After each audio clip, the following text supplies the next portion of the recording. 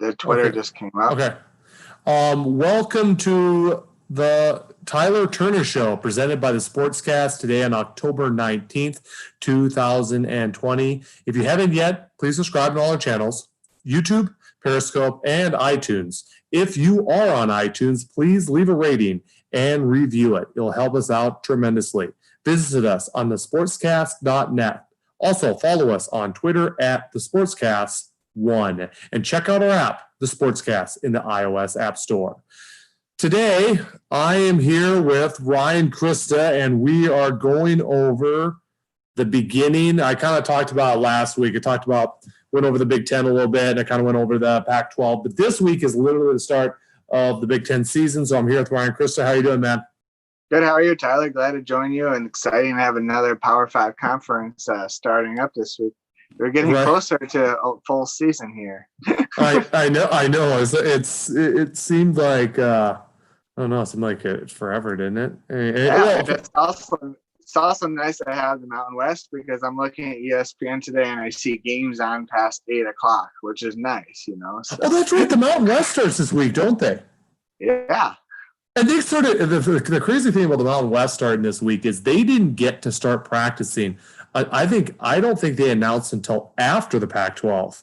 So they probably didn't get to start practicing any sooner than the Pac-12. So I just wonder how those initial Mountain West games are going to look. They're going to be some dead tired, some bad tackling. Yeah. Well, I mean, you got to think about San Diego State. Yeah. San Jose State. Fresno, I don't like the rules they have for practice and all that. Like, I believe all 3 of the California schools, if I'm not mistaken, actually left the state to get ready. I think they went. Yeah, I think I read an article about at least San Jose State went.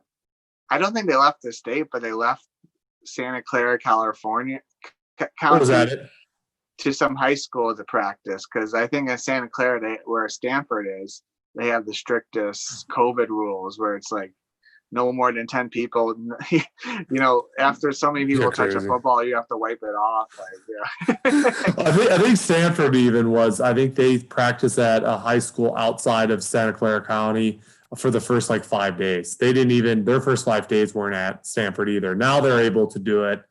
So yeah, and we'll get in. I mean, maybe if you want to come back, the Pac-12 is obviously starting in 2 weeks, and I'm an Oregon Duck fan. That's what I'm looking forward to. But today it's all about the Big Ten.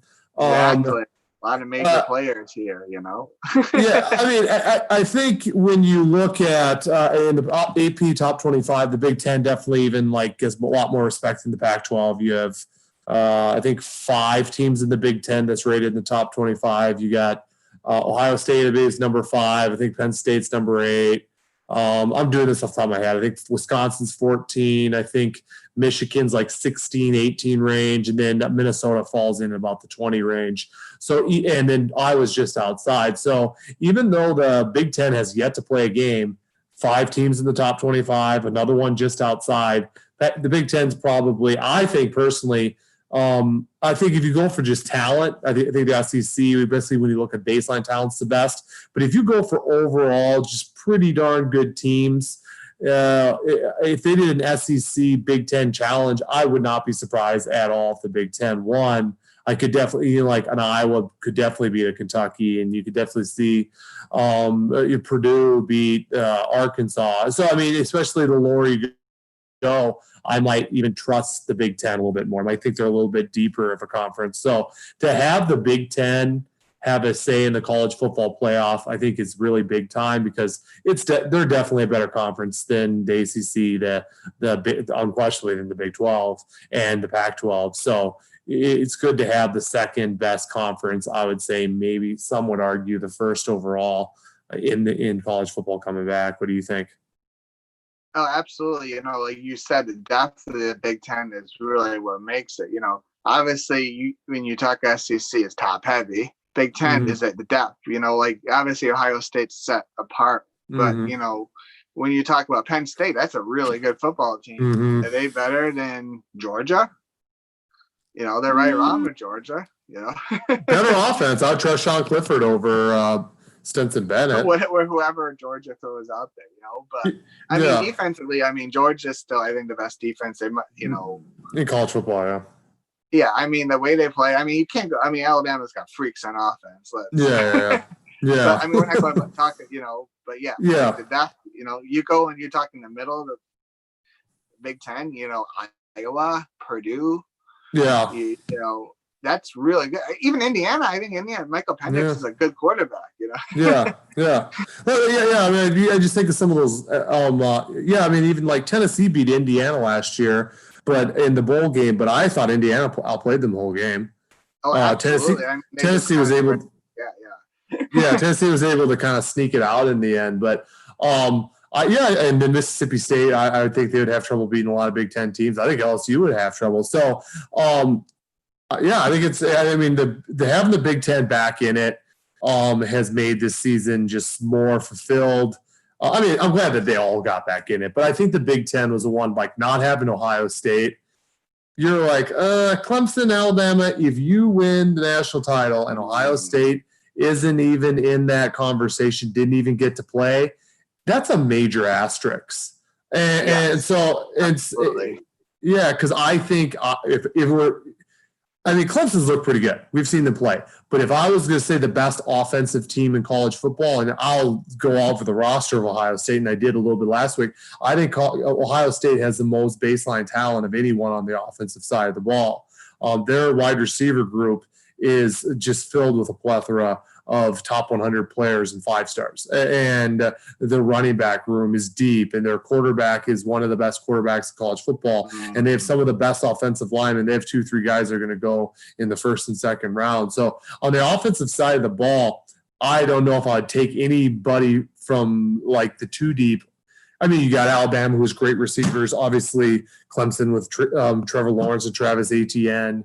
And you have that's about it. Those two against Ohio State, I still would take Ohio State. Yeah, I mean, when you talk about Clemson, I think the scary thing about Clemson is you don't know much. These wide receivers are so young, other than Murray Rogers. They're just kind of. I think they'll be more household names. Next year. When DJ whatever his name comes in. Ugalaway.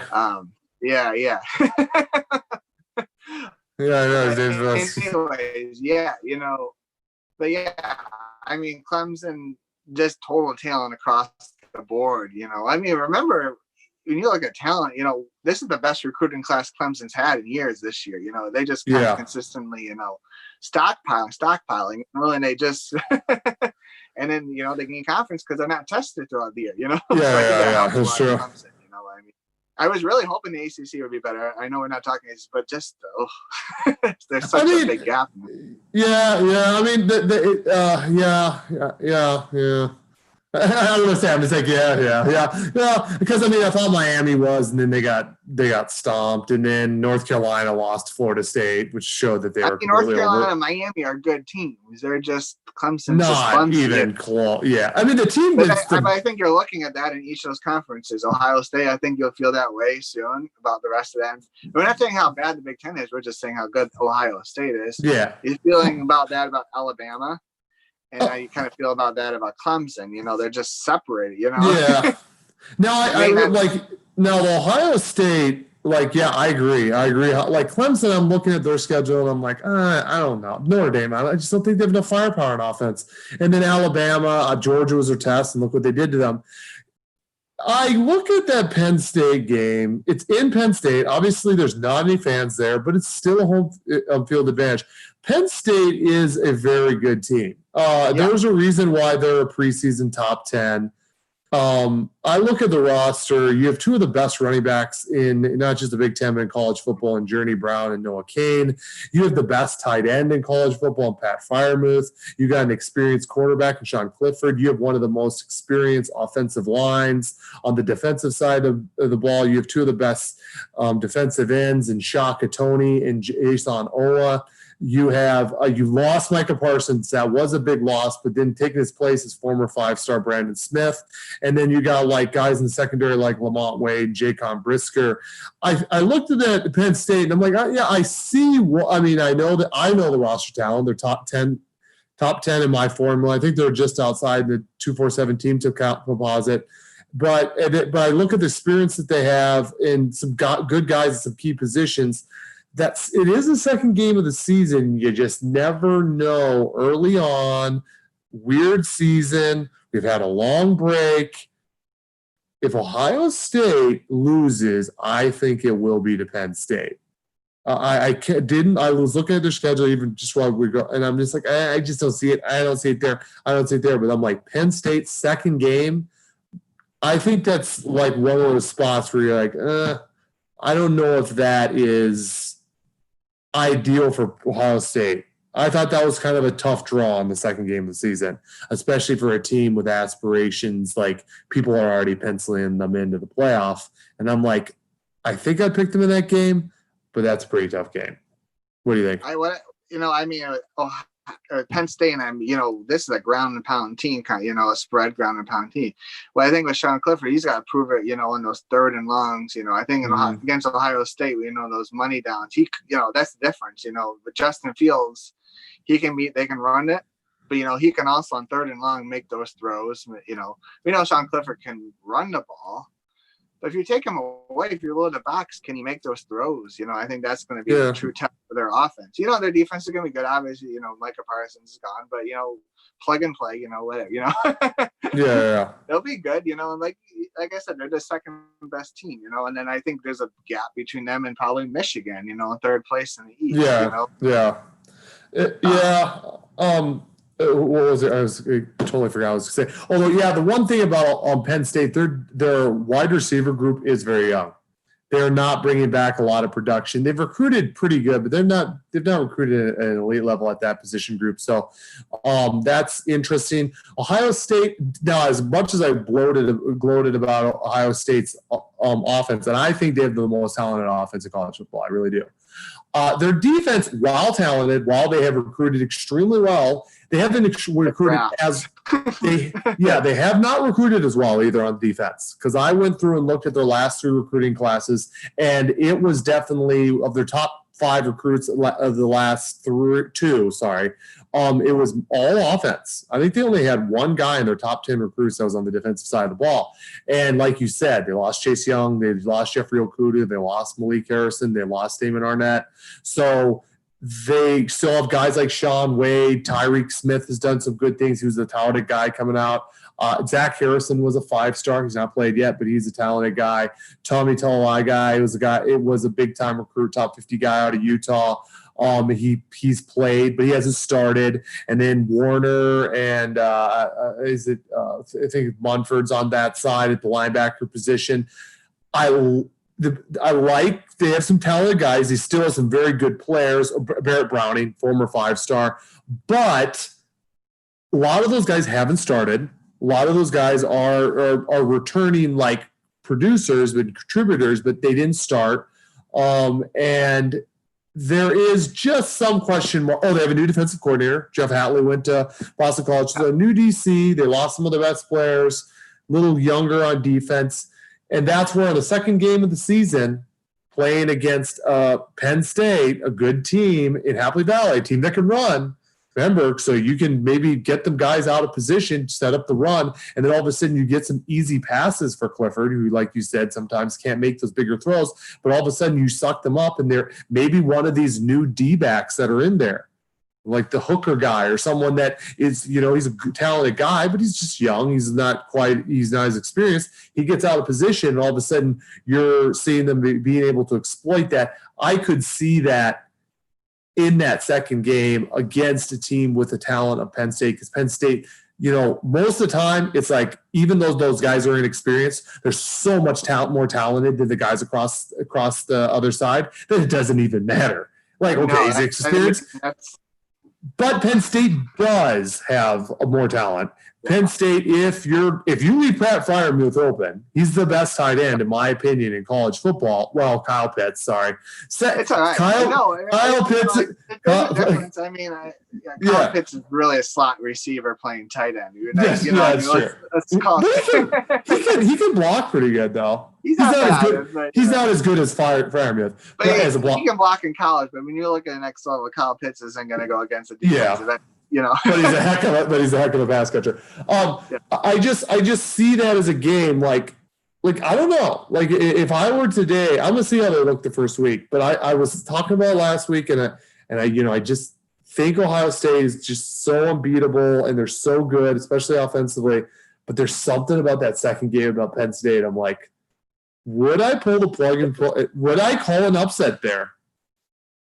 I wouldn't be surprised. I just have a hard time seeing Ohio State lose. I mean, like you said, and I think Ryan Day in the second year is already better coached than X's and O's. I mean, than Franklin. Yes, Franklin. Franklin's a great recruiter. But I always go back to 2 years ago. When they blew that lead against Ohio State in the end of the game management. I don't think, and I think Franklin is a top 10 college coach. Don't get me wrong, but the whole package. But we talked top 10. You would really? You'd rank him top 10? Borderline. I think his recruiting prowess. It's hard to recruit. In the Northeast. To produce it. They know to produce enough prospects, big, strong guys, but they don't have the athletes. You got to go elsewhere to get the athletes. Now his class this year is struggling a little bit. As good a recruiter as he has been, this year has been a little tough. I think he's number 36 in the nation. And you're like, well, I might be able to catch up late because of the COVID and because of people not being able to take visits. A lot of teams completely have their classes filled up. So I don't know if he will be able. So this might actually be one of those classes that comes back and hurts Penn State. One thing that's going to hurt him, we talked about the Ohio State game, which is going to probably be 7:30, 8 o'clock on ABC. It would be normally a whiteout. That game that sells Penn State. You bring your recruit on campus, they sign up that day. That's a special atmosphere. You take that away, it's going to be tough. Sell that game day atmosphere for those power programs. Do you think are they having fans at any Big Ten games? I don't believe so. I think that was part of the compromise. There's no fans at any of them. Like none, zero. None, zero. Wow. Well, man, because you see, I don't know. I've seen some of the NFL games. Obviously, several have none, and I don't know. Just having some makes it different. Some of the SEC games, I don't know, Texas A&M versus Florida, that was way more than some. There's been a few games I'm like... That's a day that Dan Mullen wants to have back in so many ways, Yeah, talking about karma. That emotional outburst in that, in the press conference saying he wants to have a full stadium, and then his whole team gets COVID, and he does, and their game gets it. Oh, jeez. It's tough, Yeah. Are they playing this week? No, they rescheduled the whole thing because they're supposed to play Missouri this week, and so they got bumped to next week, which is normally their bye before Georgia. So they're playing Missouri. So now they have 2 weeks off. They have no more bye weeks or no nothing and no room to play with. So they only have one game before Georgia. Yeah. Oh. So yeah, they got. I don't know about that one. Ouch. That's because you'd like to get a couple more victories in before you play Georgia. But okay, well we could go. Let's not go to the SEC. I was going to look at so let's go on a week by week. Okay, we've talked about Penn State. So we talked about Penn State. We talked about Ohio State. Do you think anyone else has a chance in the East to win? Michigan's you got to give them a shot. Yeah. Because of talent, it's not, they're not, are they up in Ohio State's talent level? No, but they still have good players, and Joe Milton has a possibility of being this electric player. That's what they say. That's what they're saying, yeah. And finally, maybe, Josh Gass has got the quarterback to run his offense. Yeah.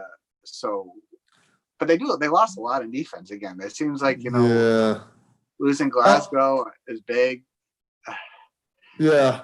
I don't see them. There's a lot of good teams. I think they're a good team. I think Indiana's a good team. Yep. And I don't know what to expect from Michigan State, with Mel Tucker coming in and basically comes in and then all of a sudden things shut down, I know they got some veteran players on both sides of the ball, but still, they just never wow me, even under D'Antoni. Like, yeah. And then you got Little Tagovailoa starting up in Maryland. So you got Mike Locksley, which they started off with scoring 80 points against Howard last year. Then they scored 63 against Syracuse, and I don't know if they scored 63 the rest of the season. They really struggled. Yeah. But those are good teams at best. They're just not at the upper echelon level. And then Rutgers, good luck to Greg Schiano this year. He's living off of the transfer portal. Hey, that's a good thing. Yeah, I think he's trying to fill out. Again, I think do it the Oregon State way. You can't judge him on this year, and I don't think anybody will judge him on this year. And I think they love him there, and they're going to give him time. And again, if he can reclaim some of that magic, I mean, they literally brought Rutgers in to bring in the Northeast into the Big Ten, and it just hasn't happened for some reason. Ohio State's got, that's their country. New Jersey, they bring in all the players that Rutgers needs to bring in, for years, up in that, that area. But so no, I don't think there's anybody who really compete with Penn State and Ohio State. But I think, can Michigan beat Ohio State? Yes. I just can't see Michigan beating. Michigan beating Penn State. I just can't see Michigan beating Ohio State. I think. I agree. I'd say. I think Michigan's definitely third.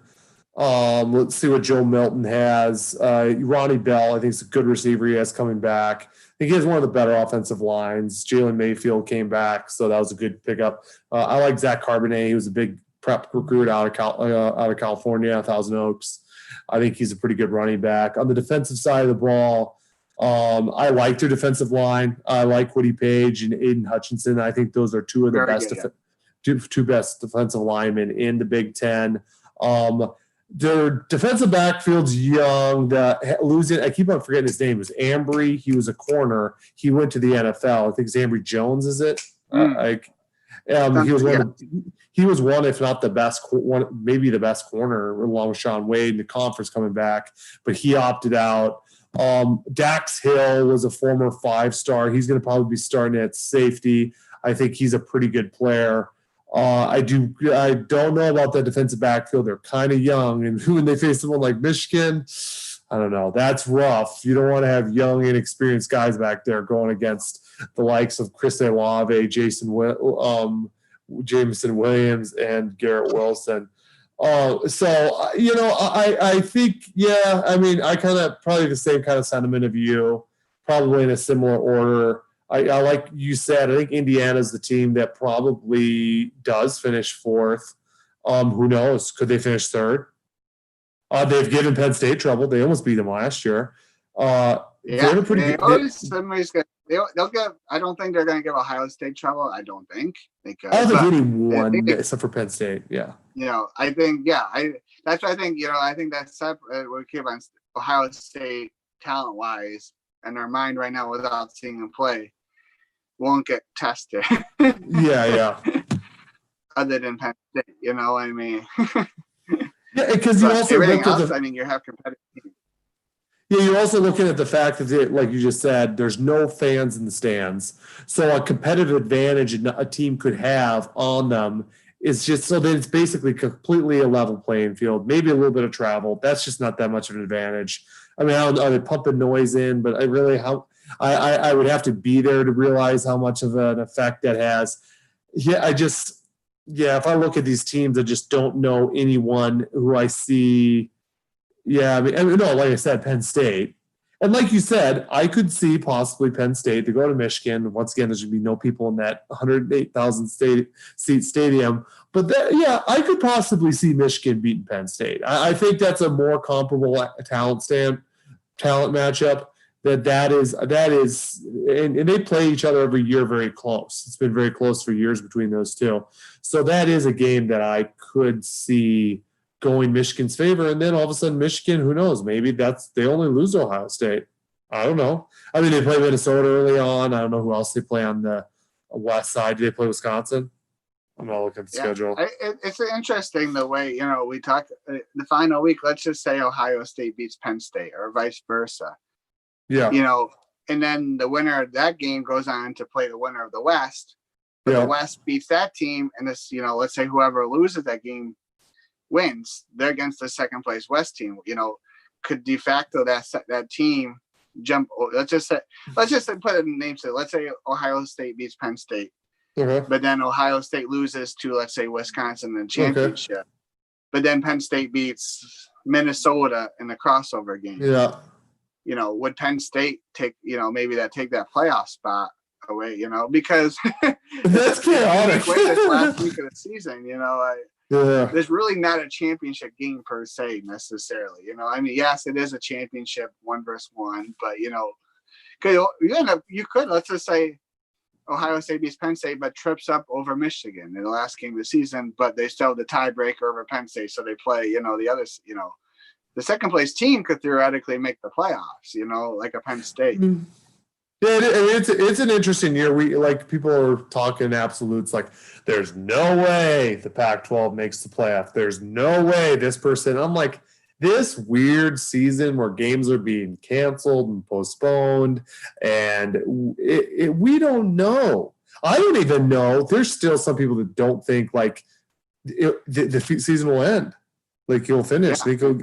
And there's some people that think that some teams might get started and not, or in the Pac-12 might never get started. So we just don't know. I don't know. We don't know. I don't know why we wouldn't finish the season. Honestly, come on. Just figure out a way to finish it. I mean, there's ways to do it. We got to be flexible. The playoff committee's got to be flexible to move it back. Yeah. If we got to finish in February, what does it matter if we finish in February or January? Just at this point, who does care? I know they're looking at next season; they want to keep it, but it's like, well, if you have a bunch of teams that don't play it, most teams practice in that time. Okay, so you don't have a spring practice this year. Okay, that's fine. Yeah. Yes, I agree. If you have a bunch of games that get canceled and it gets too convoluted, instead of trying to stick a square peg through a round hole, try to just be flexible and move it back. Ultimately, spring practice doesn't matter if you want to finish your regular season, or.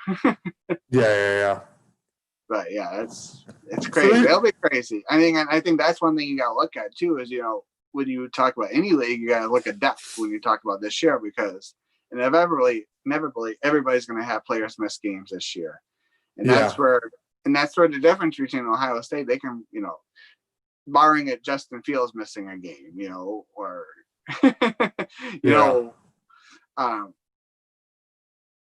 they have the depth to be able to push through missing a bunch of players and still be able to beat most of the teams in the conference. Crazy, and even if Justin Fields misses a game, if a guy like C.J. Stroud, who was a top 50 player that came in this year, so it's not like they're going to have put in a scrub. So the reality is, in Ohio State has such talent around him that, man, you could just throw it to them and they could probably make some good things happen. So we haven't talked about the West at all. The West, obviously, Wisconsin has been the premier team. I think they've won 4 of the last 6. And as a whole, that they've been pretty consistently, I have to say, for the last decade, so have been consistently the best team in the West. They're the favorite this year once again.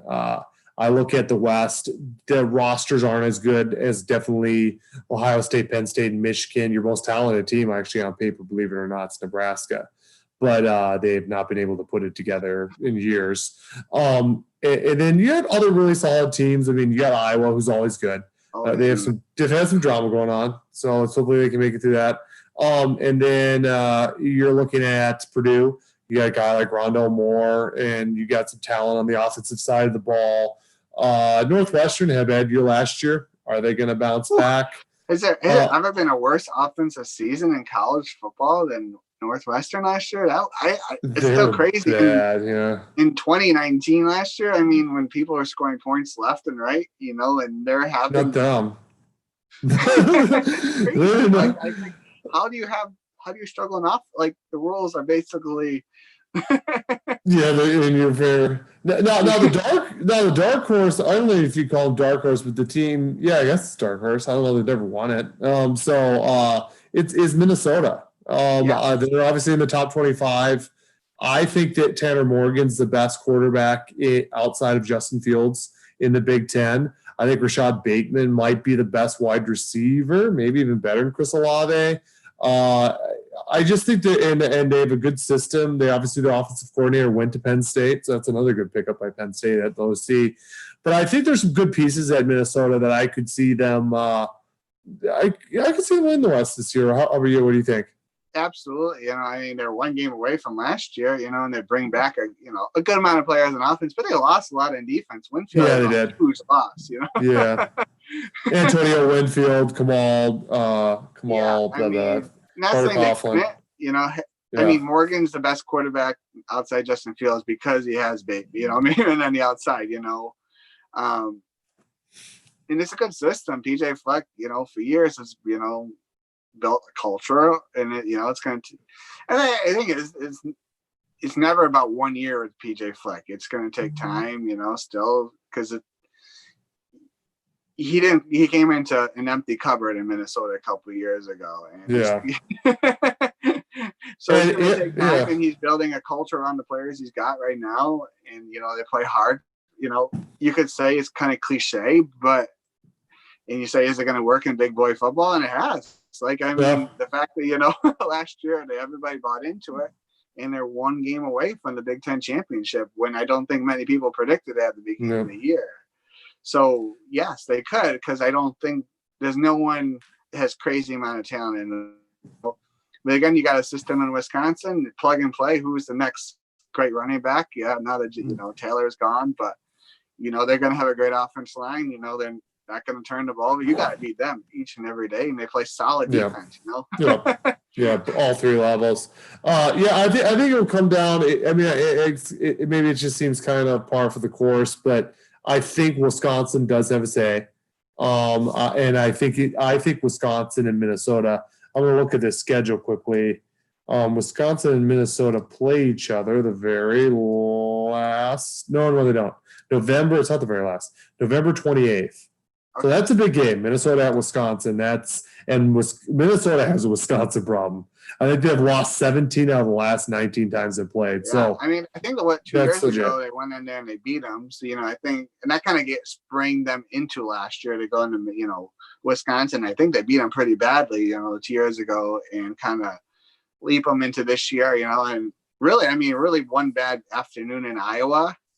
And it really doesn't even matter about their game against Wisconsin, That's not a good year they had, No one from the West is a national championship contender, I don't think. No. Somebody's going to beat Wisconsin from the West, or maybe not even West, but whoever I can't remember who their crossover game is, but they're probably going to be an underdog to most teams in the East, still, I think. At least a top echelon. He's a top 3, yeah. I think Wisconsin's crossover game is against Michigan, at Michigan. Okay. So they always play every year. Yeah, they could lose that game. They could win it, but they've done well against Michigan, but they also could lose it. Then they also play. The Big Ten West always just reminds me. It just kind of got the iconic Big Ten feel. They haven't changed the way they play. They're Now there's not a lot of crossover games. There is only 2 before the one off between all the teams in the conference. And like I said, like you said earlier, the first big one is Minnesota, Michigan, kind of set the tone for each division. Where, and I tell you, wow, I didn't think of that. Michigan, that's a tough schedule. They play possibly the 2 best West teams in Wisconsin and Minnesota, and they have to play Indiana, Penn State, and Ohio State. That's not no jokes. That's a pretty tough schedule for Michigan. Hard schedule, yeah. Yeah. I think Nebraska is the only one that's tougher than that. Nebraska's schedule is crazy. They start off at Ohio State, then week 2, Wisconsin comes to Nebraska, then week 3, they go to Northwestern. That's not that tough. Week 4, Penn State comes to Nebraska. Though 3 of those first 4 games are arguably against the best teams in the Big Ten. And I want Scott Frost to turn it around. I'd love Nebraska to get back some of that glory days and at least be, but that schedule, I don't know. I don't know if I would bet on them this year. Maybe next year. It's hard. I mean, you think Adrian Martinez, he's got everything. Yeah. He's, I mean, and like you said, there's talent on that team, compared to the rest of the West, Yeah. Especially skill positions, they should be okay, but I just don't think they're adapting to it's hard to say they're not adapting to the rugged style, as Scott Frost, the physicality that, that you see from, Minnesota and Wisconsin, it's not in Scott Frost's DNA the way he, he wants to go fast, he wants to go speed, but they're getting punched because they can't handle the physicality. How long at least do you think he'll get at Nebraska? What was that? How long at least do you think Scott Frost would get at Nebraska? You can't be judged this. I hope no coach really gets judged too harshly this year. He won't get fired. I don't think anybody gets fired this year unless something bizarre happens. Out of the realm of playing, wins and losses, scandal. Short of a scandal. Don't tell Texas and Auburn fans that. No. Those fans aren't the ones writing out those buyouts. I mean, I agree. $35 million check to Gus Malzahn. Yeah. And who are you going to bring in? So I agree. That's what I mean. We're going to bring in Texas. That's okay. Yeah. Urban Meyer. I mean, they want Urban Meyer. And then Auburn, who they want, Hugh Freeze. I mean, you think about Texas, they begged and pleaded to get Tom Herman. Nebraska begged and pleaded to get Scott Frost. These are the guys the fan base is like. They want. I mean, Scott Frost is the favored son. He was won the national title in Nebraska. So I don't think Frost is remotely on the hot seat. I think Frost gets. Honestly, he gets 4 years straight up. But after 4 years, if let's say hypothetically this year, that schedule is brutal. So let's say he's like 3-6 this year. And then next year they go 5-7. And then you look at it after 4 years and you're like, 5-7, 4-8. No, what were they last year? 5-7? At best, weren't they? I don't know. Yeah, I think so. I think it's 5-7, 5-7, 3-6, and you're like 5-7. You're like 4 years, no bowl games, haven't made 500. Then by that 5th year, yes, I think he'd be in the hot seat. Yeah, but, I mean, it makes it. They couldn't wait to get Bo Pelini out the door, who won 9-10 games every year. And. Now, to be honest with you, because I'm kind of a childhood fan, and people still this day is like, can't believe they got rid. Bo Pelini, first of all, was a pain in the butt to deal with. Yeah. He was. Oh, yeah. Also, his teams, despite winning 9-10, they never looked great. They would get destroyed by the best teams they play: Wisconsin, Ohio State, Michigan, whoever it was, and then they would eke out a lot of games against teams with lesser talent. And they never looked great. So a lot of times, they got rid of Bo Pelini. I'm like, I would have gotten rid of him too. He was kind of a pain in the butt to deal with. He got whooped against every team that was worth a crap. And he eked out a lot of games to win 9. He eked out a lot of close games against bad teams to win 9 games. So I actually was a proponent. I just thought it was a terrible move to hire Mike Riley from Oregon State. That was just like. That was the most bizarre, and it set them back in the recruiting. And then Frost has come in. Frost has recruited. He's had 1 top 25 and 2 top 20 classes. Now, he has had some attrition problems. He's lost. I mean, obviously, he lost some guys from the Mike Riley era, but actually, even a lot of guys he has recruited have left. He lost 3 guys from this class. He just signed. His first class he lost. I think he lost almost half the guys from the class. So it's not, you can say sometimes you're like, oh, well, they're cleaning out guys they didn't recruit. Well, no, he actually recruited guys and they actually ended up leaving. So It is. Let's see how he does this year. Let's see how this recruiting class finishes off. Let's see if this team looks better. They have a really tough schedule. And give him next year, give him a full year. After 4 years, if we're looking at a team that's still not 500, still not made the bowl game, then you might be like, I don't know. Something's up here. Something's up here. Yeah, it's so funny because, as a Florida fan, the two coaches I think everybody wanted, Chip Kelly and Scott Frost. And look, thank goodness Scott Strickland isn't listening to fans, I know. I think you'd take Dan Mullen. Oh, well, I mean, Frost, granted, I think Frost would have done pretty good at Florida. Yeah, I mean, yes, I think his system's yes. I mean, the way. Now, Chip Kelly, I don't know. He went to UCLA, and they have just been awful, and they've recruited terrible. I don't know if he would have done good at Florida. I don't know. I don't think when you're in the SEC, you got to it takes a special charm to, as a coach. Yeah. I don't think Chip Kelly has that. He doesn't have that charm, and. Well, you even look at Mike Leach right now. I mean, it's early, but did he make a mistake by trying his talents in the SEC? Was it maybe better in a conference with less talent where he's able to just be the scheming master that he is and able to beat teams that work? But I think you're looking at equivalent programs. Texas Tech, weird place, weird, location, worked. Wazoo, same thing, and Mississippi, you're looking at schools that are happy to compete. They don't expect to win. They're not expecting to be national champions. They're happy once every other year to, win nine or 10 games. But will his teams compete? It doesn't look like it. I mean, this just makes LSU look really bad. Well, they lost a lot.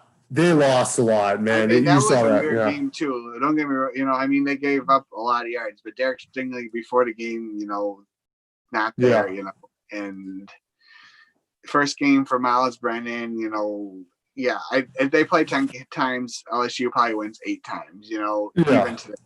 But that's a bad game. Go back to Polina. They got lit up by, I don't even know the name of that quarterback from Missouri, who threw for 400. I know. He looked like Joe Burrow that day. They talked about Mo Pelini, having me in a hot seat. His defenses looked horrible now. I think what happens, Mo Pelini is a really good defensive mind, but with no spring and abbreviated, he's asking young players to do a scheme that's way too complex for them to be right now. And they're not playing fast. The key right now is like getting your guys to play fast. If your guys aren't, if your scheme's too complicated, they're probably going to be overthinking. They're not going to play fast. And because of the lack of preparation due to no spring ball and to even this wonky fall camp, I think the people that are able to make things most simplistic are going to do best. That's just the way it is. So to get back to Big Ten, we got way attention deficits. So you take it, and then I'll go through we'll go over, we'll predict this week's games. But if you were to take a team in the East, you take a team in the West, you pick a champion, and what do you think the record is going to be? All right. Well, in the East, it's Ohio State. Was it 7-0? 8-0. 8-0. 6 games and then 2 crossover. So 8-0. West. Wisconsin 7-1. Okay. I know that's not going out on a limb, but you look at what each team brings back. The identity of the programs and who they're playing. To me, Ohio State's a slam dunk. Wisconsin, like the West, like we talked about, there's a lot of, it's tougher to pick because the teams are closer together from top to bottom. Wisconsin, Minnesota, Iowa, that's, my top 3. But 4th place, Purdue, could jump and win that. You know, I mean, you get Rondo Moore gets a special season. You know, they're going to beat one of those three teams. I believe this year. You know, I just don't think they have the quality of depth to win the conference. And frankly, I think most overpaid coach is Braun right now. You know, I mean, he's one of the top 5 paid coaches in the country. It's crazy. And I don't think, you know, what happened, you know, he had that big win against Ohio State. And then Tennessee comes calling. So they had to re-up, you know, and every time, you know, he gets offered a job, they up his salary, you know, and he's way overvalued, you know, for what he's actually accomplished, you know. Yeah. What's his career record at Purdue, you know? How many years has he been there? 3? 3 years. He had one tough season, then they went 7-5 and 5-7, like, or 4-8 last year, you know. Yeah. I want to say it's below 500, you know. I could look that now up. He's got COVID, so you know they're really without, you know. Yeah, it's true. But you know they bring in Bob Diaco as a defensive coordinator, you know, who has had success. He's also been really bad. He was not good at Nebraska. That's their D coordinator. Yeah.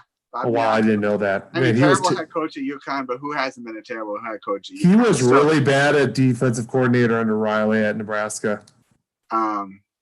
But he's had some good, you know, I mean, maybe time has passed him. Some coaches just haven't adapted to, you know, the new college football, you know. Okay, I'm gonna look at what his record at Purdue. 7-6, 6-7, and 4-8. His best year was his first year. He's actually been below 500 the last 2 years, including just a pretty bad 4-8 team. So yeah, you're right. Jeff Brom is over. He needs to have a good season this year, because after 4 years, if he has another below 500 team, you're kind of like, I mean, one team we really haven't talked about, and that's Illinois. And I know there's not much to talk about, you know, but again, another coach that seems to always be in the hot seat, Lovie Smith, you know. And I think that's more of a lack of enthusiasm, but who cares in Illinois, you know, like, it's a basketball school, it always will be a basketball school. Yeah. You know, but I think they just want to win 6. I think they just want to get to a bowl game. I think last year Illinois did get to a bowl game, correct? You know, and I think I wanted to say, I saw a stat, you know, yards per game was in the bottom 5 of all college football, but they scored 26 points a game. So, you know, their scoring points are just not getting a lot of yards. They don't, you know, they don't have explosiveness on offense, you know, which is kind of crazy. You know, you talk about the 2 Chicago-based teams, you know, who got access to athletes, you know. But they're both pretty high academic schools, and a lot of those kids, and then they compete against Notre Dame. And so if they are a good athlete, they're probably going to go to Notre Dame. And they're good at academics, probably going to go to Notre Dame. And then even like Michigan can go to that area. Ohio State can go anywhere in the Midwest and get whoever they want. So, I think like you, I'm going to take, I think actually Zach's same too. I do think Wisconsin loses at Michigan. So yeah, I think they're 7-1 and they play I'm gonna go undefeated Ohio State, but I'm allowed to change my mind with the Penn State game. Yeah, For some reason, it just reeks of an upset. I think after this week, I don't expect either team to really. I don't, especially Ohio State. I don't think they really get challenged, but we'll see how good they really are. You know, I think. I mean, again, you know, everything comes down to COVID, really. I mean, especially it's not just. I mean, the Big Ten rules are, you know, you're positive 3 weeks. That's a good part of your season. Even with the rapid testing. What? Even with the new rapid testing that they have been able to produce, I think it must be like a positive test, and then you get a rapid test after that to confirm. You know, you get. I'm assuming it's got to be 2 positive tests, and then you have to sit 3 weeks. Yeah, that's crazy. And I know the SEC, they redid their policy. So Nick Saban, you know, they never said false positive. If you ever read the news articles, it's never said a false positive. But if you have a positive test, and then for the next 3 days, 1 test every 24 hours, if you get negatives, you're kind of deemed to be negative. So that actually happened to a soccer player at Texas A&M tested positive by school administered test. So she went on her own, paid for it, went to a different lab because she's like, there's no way I'm positive. I haven't been, So she got paid out of her own pocket, went to a lab nearby, got 3 tests, and and then the league said you can play, and then they changed the whole policy. So basically, will the Big Ten do something like that? But the difference is in Big Ten, they're testing every single day, where the SEC is, I think 4 times a week, compared to. So the Big Ten is testing every day, like the Pac-12. Yeah. So that was part of their, I don't think, because actually the Pac-12 released its guidelines. I don't believe it's 21 days. I believe it's I think according to you're negative. So yeah, I believe that. That's crazy, the Big Ten. That could really impact things a ton. What if Sean Clifford? Justin Fields, 3 weeks, just like that. Yeah. That would be like, okay, I don't know if I agree with that. So you have Ohio State versus Wisconsin. I think that's what I would do. Minnesota's a dark horse in the East. The West, and Penn State's a dark horse in the East, in my opinion. I don't think Ohio State loses. I think they're 9-0, and that would obviously get them in the college football playoff. And then obviously I have a 7-2 Wisconsin. I have Penn State. Penn State I could go see going 8-1. Penn State could also drop another game. They've tended before to drop a game that they should not have. So I could see them possibly dropping another game. So I really do think it would be one team, and that'd be Ohio State that would get into the playoff. I'm interested to see what the playoffs is going to be. As of today, it seems like, in an easy world, you got Penn State, Ohio State, Clemson, Alabama, and then I guess number 4 is Oregon. Second place team. Or Oregon, or okay. I was just. But yeah, you're sure talking trash. Yeah, it could come. It won't probably. We can definitely agree on it's not going to be the Big 12. So. Okay, probably not. But Oklahoma State's undefeated. Oklahoma State is the only team I think could run the table. Iowa State's undefeated right now. Actually, they're playing each other this week. Iowa State, Oklahoma State. Iowa State has 1 loss. Yeah, but that's true. But I feel like they could go in as long as Louisiana doesn't. Actually, Louisiana did lose streak to Coastal Carolina. I know. But Coastal Carolina. As former Liberty, I'll dislike that school, but Louisiana with the top 25 team, and now I think they won it. And this, whatever one who doesn't put the Big Ten teams in there has them ranked 25th this week. I can't remember if that's the AP or the coaches poll, but So do you see? Okay, and then we're probably going to wrap up because we covered the Big Ten. It's getting up there. But if you had to say, do you pick a group of 5? If you had to pick a group of 5 team to make the college football playoff this year, who would you take? Right now, it's going to be Cincinnati, but. But Cincinnati, they play SMU this weekend. That's a good game, actually. That's kind of like elimination game, But not BYU, huh? But who is that great team? American's a pretty good conference, and if you go undefeated in American, you're a pretty good team. Would you pick Cincinnati or SMU over BYU if they play each other? Probably not right now. I think BYU is a really good team, but they're really good. Yeah, I think what helps them is now they picked up San Diego State and Boise State. Yeah, onto the schedule. But at the end of the day, what's the best team they played? I don't think they make Houston, probably. I don't think they make the college football playoff, but I do think BYU. If they do New Year's 6 games, and I think everything is. Yes, they deserve. I think BYU is the pick, unless Cincinnati runs the table. But I think Cincinnati's going to lose the game. Yeah, Memphis. Here's a crazy stat for you. UCF had 800 yards of offense. And lost. 792, and they lost the game. Gabriel had 7 touchdown passes. Oh my god. 601 yards, and they lose the game. Oh my gosh, man. This is crazy. American is a. I mean, it's a fun conference. They play a lot of offense, a little defense. It's a fun conference. I personally think about it, if you look at their teams and if you see Cincinnati walk on the field with a Power 5 team, you can see the difference. Size wise, or any of the team, But what did they have? They have athletes because they're just smaller. Like they're the fast guys that the big schools didn't want, the athletes that and especially go down to Texas, SMU, they live down there. Florida, that's a UCF. Obviously, they've had a tough stretch here, and they're 2-2, but still high flying offense, But the thing I like about BYU is, first of all, they have a terrific offensive line.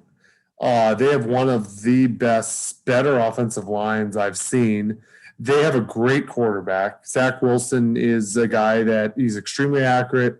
He's a very mobile, athletic guy. I like their running backs. Algera, who actually was a converted linebacker, I think he's a terrific linebacker. And then on defense, they're very solid. They're not they don't have the most speed. They don't have the most speed, but they play solid in the line of scrimmage. They are a team that it's tough to make big plays on. I think BYU is just a really good team this year. I've seen them play every game. I actually literally have seen BYU play more than almost anyone else.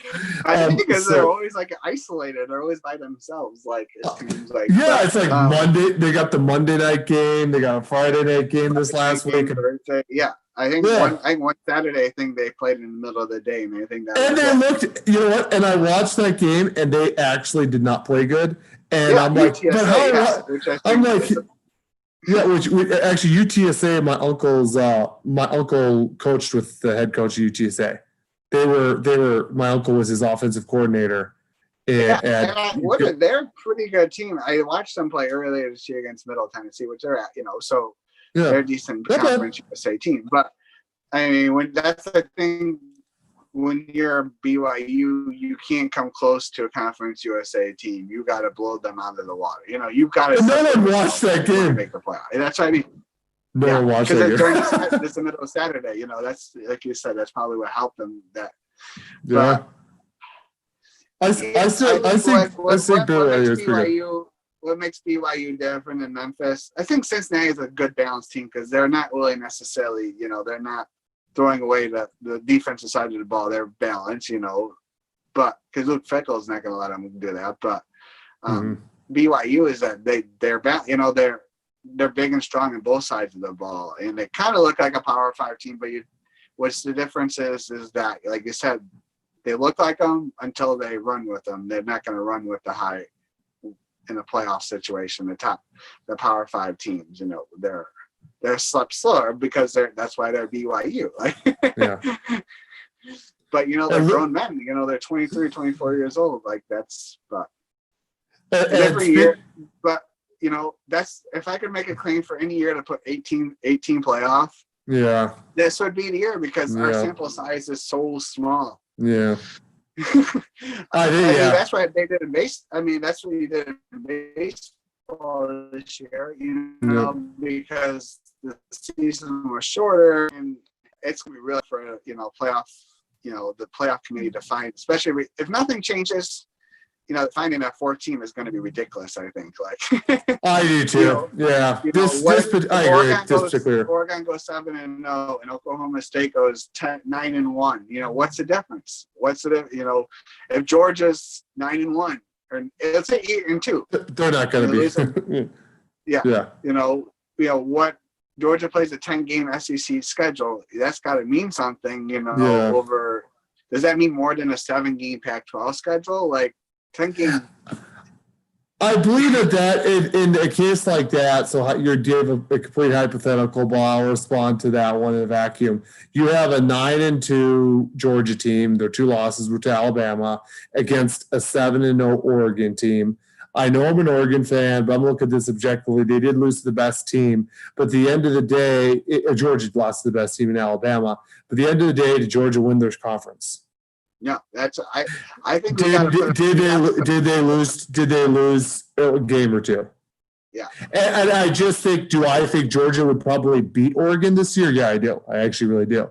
But do I think that if Oregon is 7-0 and they win the Pac-12, I think they would get in over an 9-2 Georgia. Now, if all of a sudden Georgia comes back and wins the SEC, and then you're looking at a 10-1 SEC runner-up Alabama who beat the team that beat them, I think you'd probably pick Alabama.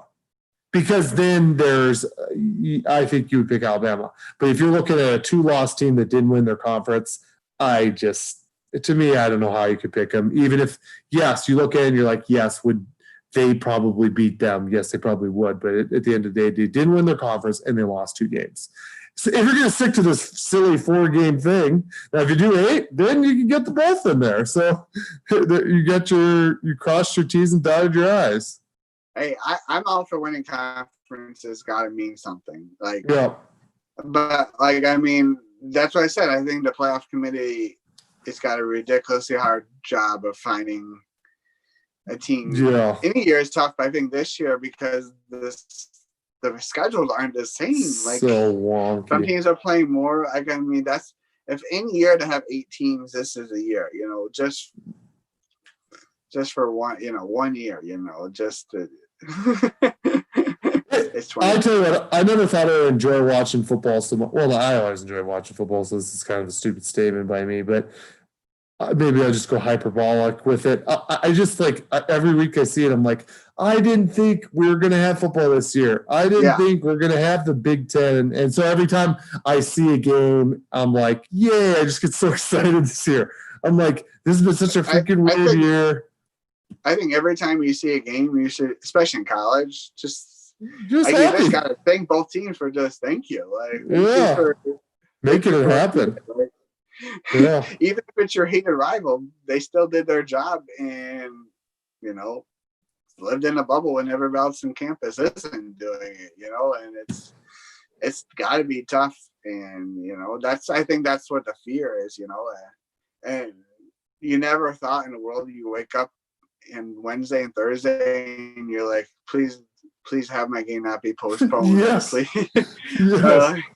I think the first couple weeks, you saw a lot in the Conference USA, Sun Belt, and you're like, okay, they just don't have, the testing, or they don't have, finances to be. But then when you saw the SEC, and you're like, you're like, dang it, it got you.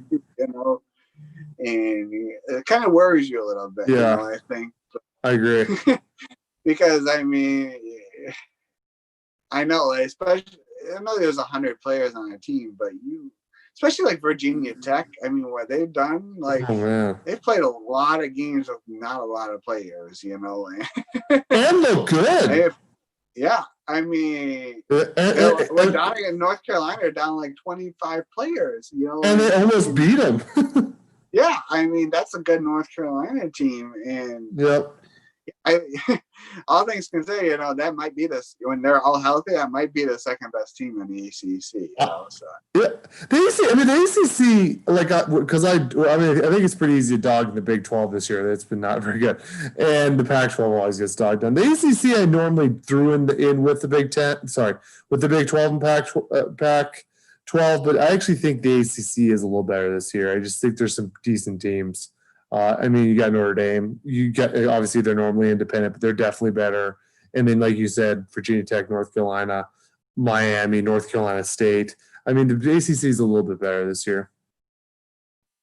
Yeah, I read a stat though in the Notre Dame Louisville game. I didn't watch because I was watching a lot of the Syracuse Liberty game, but there's only 7 possessions for Notre Dame in that whole game. I know they only scored 12 points, but they had 5 possessions of 8 minutes or more. I think 8 out of 8, okay, they're going to run the ball, but B, they don't have any playmakers, and Notre Dame. You can't do that against Clemson because that's not going to work. They've been inconsistent. Yeah, they've been inconsistent on offense. I agree. I mean, Ian Book is a good college quarterback who can run your offense, but he's not dynamic I agree. I mean, if anything, you're just saying how good Claypool is when you turn on the NFL on Sunday. And even the last few years, he had Traylon Boykin, he had Chase Claypool, he had Cole Kmet. He had some better. He had this year. I mean, Michael Mayer was a big 5-star that came out. McKinley, I forget his first name. He had a big game against Florida State. But Brandon Lindsey was a good guy out of Oregon actually. But I do think that Notre Dame, there is something a little bit off about that. They have a very good defense. They have a very good offensive line. They have a solid run game, but there's something in that passing game right now that's the first 4 games have been. Now they got hit by the COVID bug too. Did it throw timing off? I don't know. But they look a little struggling against what I thought was a good Louisville team, but ends up not being that good. I mean, what I'm saying is everybody else is scoring on Louisville, and if you can't score on that, you know what I mean? It's true. I mean, Georgia Tech scored 40 points the other week against Louisville. And look what they did last week. Clemson kind of does that to everyone. Clemson's on, you know what I mean? But that's what I'm saying. They're just different. Alabama's different. Ohio State's different. I agree. Whether people like it or not, it's the truth. And then you've always that's why you think, and that's what's proven why recruiting is so important, yes, Dabo is a great coach, but he's also a recruiter. Now the one team that recruits on that level that is not like that quite is Georgia, and that is something Kirby Smart has to, because actually on paper, according to my formula and according to the 247 team talent composite, Georgia has the most talented roster in college football. So for Georgia to still be struggling with these offensive issues when they have so much talent on the roster, that is something that needs to be a deep dive. George Pickens is a good wide receiver, but they ain't getting no separation. You look at that game, you can blame Stetson Bennett, but where is he supposed to go with the ball? Yeah, guys drop balls too. Yeah, I agree. Burton is I think for some reason they love Burton. I don't know, but he's a terrific player. I mean, he was a great kid out of Calabasas, California. He's a very good player. You love him down the middle of that field, but Pickens, I mean, other than that go route because he's speedy, what can he do? He's not going. I mean, Demetrius Robinson was. I mean, I think he's done nothing. Yeah, he's done nothing. I mean, this is a guy. Cal was so sad to lose. Blaylock's good, but he's had trouble staying healthy. When he's healthy, he's done some good things.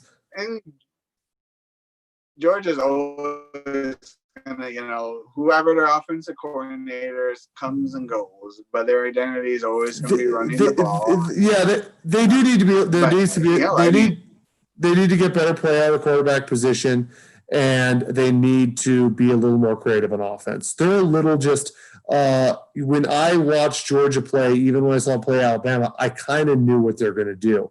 Well, if I'm sitting on my couch knowing what they're going to do, I think guys that get paid millions of dollars a year know what they're going to do. Yeah. And that's just what's a little frustrating about Georgia. It's do something to open it up and be a little more creativity, because they really rely upon a bunch of 5-star offensive linemen pushing you down the field and have these 5-star running backs. But all of a sudden, when you load the box, then it becomes kind of a predictable pass game with an average quarterback. And Georgia I've seen them play every game this year, and you know what? They didn't look that good against Arkansas on offense at times. They didn't look great on offense at times against Tennessee. And obviously, the second half, they didn't score at all against Alabama. They just have an offensive problem, and they might find themselves losing another game to Florida because of it. Yeah, I mean, I think eventually they might go. I think JT Daniels is the quarterback eventually. Why is he playing? I just think Stetson Bennett's a good story, but I mean, I just don't think he can make those throws. I mean, how many balls got batted down? 7. is too many, Yes, like I said, I think my first thought is like they're not getting separation, nowhere to throw the ball, but maybe JT Daniels, who's this 5-star recruit, can be able to hit those tight windows, throw people open. I think that's the difference, Stetson Bennett is a good cultural guy who went on your team because he loves to be a Georgia Bulldog, but he's good enough to beat Auburn. He's good enough to beat Tennessee. But he wasn't good enough to beat 2020 Alabama because the game has changed. It's not. Yeah. Once Nick Saban gave in to playing football the new way, game was on. I just want to win daddies. Yeah. He's like, I just want to win. That's why Gus Miles is coaching at Kansas and at LSU because his refusal, and that's what Ed Orgeron probably doesn't want to throw the ball 50 times a game, but everybody else is doing it. I got to do it, And even like Oregon, who Cristobal's from the same tree, Kirby Smart, Saban, and Cristobal's first couple teams were a little bit predictable. But look, he hired Joe Moorhead. I mean, you don't hire one of the better offensive minds to be predictable. So I'm assuming that Oregon is one of those guys that's a great offensive mind, but I don't think you can be an offensive mind and the head coach at the same time. It's tough. No.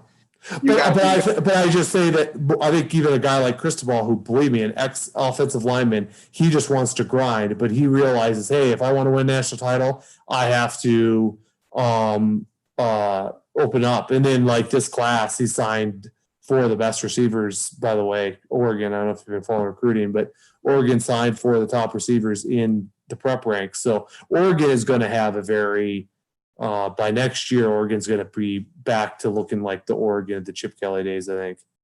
Well, I think Oregon, we could go back, but Oregon changed college football.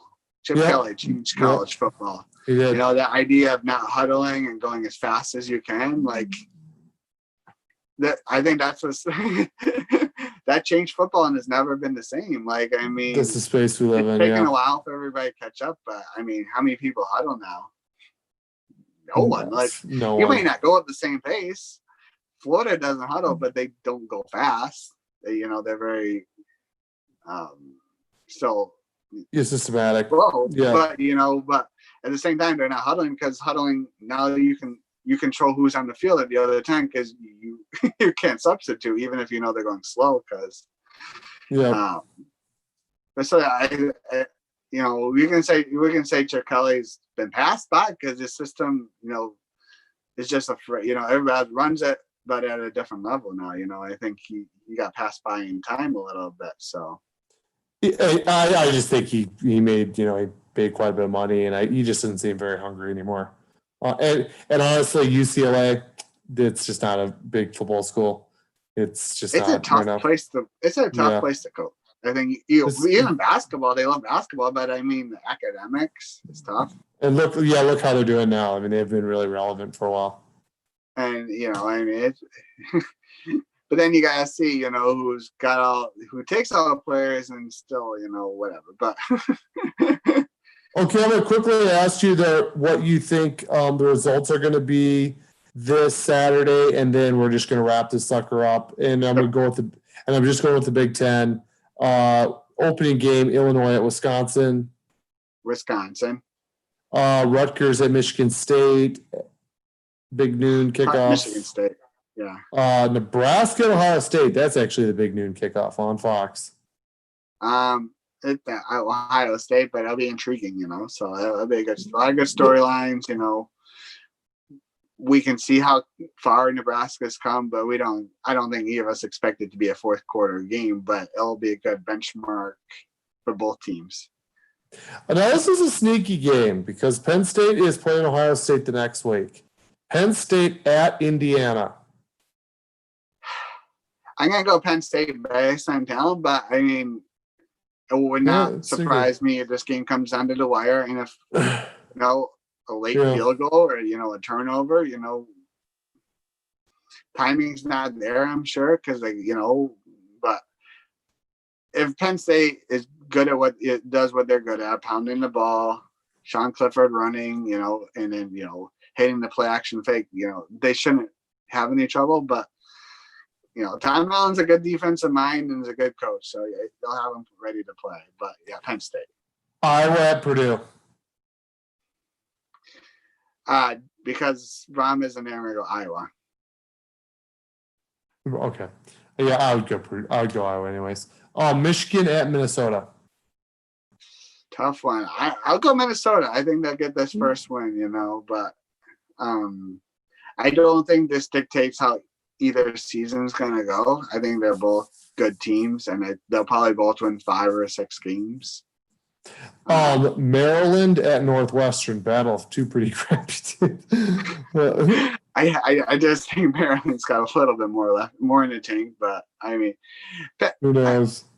Pat Fitzgerald, Pat Fitzgerald is still one heck of a coach where he does each and every year. With limited resources and the high academic standard, what him and David Cutcliffe does at Duke, it's tough. It's tough. I agree. I mean, yeah. they're not playing with an even playing field. Those are teams. It's almost like a group of 5 where you build a team for every 3 or 4 years. Yeah. Develop guys. I really had high expectations for Northwestern when they brought in Hunter Johnson. I thought, because I know that was a big thing. He chose, Northwestern over Purdue, when he transferred from Clemson. He did not look very good last year. Well, dude, thanks for coming on. We talked Big Ten. We went off on several rabbit trails. Group of 5, SEC. I think we mentioned just about every conference. Hey, I think it's just true that we love college football and we love having football back. And there's so many storylines. It's intriguing. Yeah. I mean. And you're an SEC guy. And you're an SEC guy. So you're like, that's your territory. You're like. An SEC guy living in upstate New York, where the college football purgatory here. SEC guys live everywhere. They live in Canada. They live in Mexico. They live in the Midwest. SEC has no boundaries. That leads you more. I think it leads you more to go outside your territory. I've been a Florida fan since I was a little kid, because that's this. Even though Syracuse has always been there, it's never, they've never been, that relative. But I love to go to Syracuse games. I'm always cheering for them, but it's not like I don't live and die on Syracuse. Yeah. Yeah, I mean, I'm a big Dino Babers fan. Well, he's not doing. His teams have not looked great the last couple of years. Yeah, no, and I think it kind of proven that how good Eric Dungy really was for that program. Yeah. I think a guy who wasn't a great thrower, kind of just an athlete playing a quarterback, but when Babers came in and his goal was to run bazillion plays a game, and Dungy was putting up historic numbers, but that defense was not ready to play 100 plays on defense. Yeah. I remember a Friday night being in the Dome when Lamar Jackson came, and he counted for 8 touchdowns, and oh my gosh, it was insane, but yeah, he kind of reached the climax a couple of years ago. So obviously can't judge anybody in this year, but it's not looking good, and yeah, the last couple of years have been a little bit tough. They're not looking to win championships. They just want to be competitive. They want to give a reason, Yeah. Because if you're not competitive in September, it's when does basketball season start? Yeah, and the SEC. I'm sorry, SEC, and I'm getting tired. The ACC has definitely gotten better. So to be competitive in the ACC is a lot more dogmatic than it used to be. Yeah, talk about rough. We're talking about that. It's going to be rough for them Saturday going down to play Clemson. So. Oh my gosh. And they play Clemson good. You a 38 points to Liberty next week. We gotta go play Clemson. Yeah, I don't know. At home, they play Liberty at home in an empty stadium, but yeah, I don't see that happening. Yeah, it's gonna. And we're closed out in Flames. They may or may not get to play Southern Mississippi this week. Oh really? Oh really? Yeah, so Southern Mississippi canceled last week against UTEP. They're down about 30 players, and the coach basically said that's why they canceled, but he didn't say yes or no about what their availability of those players were. Mostly all due to contact tracing to 1 or 2 players. It's crazy. But, oh man, that's what's killing some teams. Yeah. Yeah, I mean, that's the benefit of why you do daily testing. So then you don't have an asymptomatic guy, who's been around practicing for 2 days, not knowing he has a virus. Well, he's infecting, may or not be infecting, so many players. So if not, then, the next game would be going to Plattsburgh on Halloween night. So we'll see. That's going to be an interesting. That's game, a tough game. And like we said, Virginia Tech's pretty good. So that's a tough game. That's a tough game. I mean, I don't think any Liberty fan would expect them to win, but it'd be nice to see them being competitive. Hey, they're 5-0, man. I don't know. They're 5-0. I mean, but this Virginia Tech is pretty good. North Alabama. Yeah. I mean, if Virginia Tech played the Syracuse team they played, they probably win by 40 points on Saturday. It was. Virginia Tech's pretty good, actually. If someone were maybe to knock off Clemson, they might be the best chance of anyone. Well, dude, I'm going to wrap this up. And it was nice to talk. It was nice having you on. We got to talk some Big Ten. Let's do it again sometime, man. All right, absolutely. Thanks for having me, Tyler. Have a good night. All right, guys, check out the Sportscast 1, subscribe to our channel, and we'll talk to you later.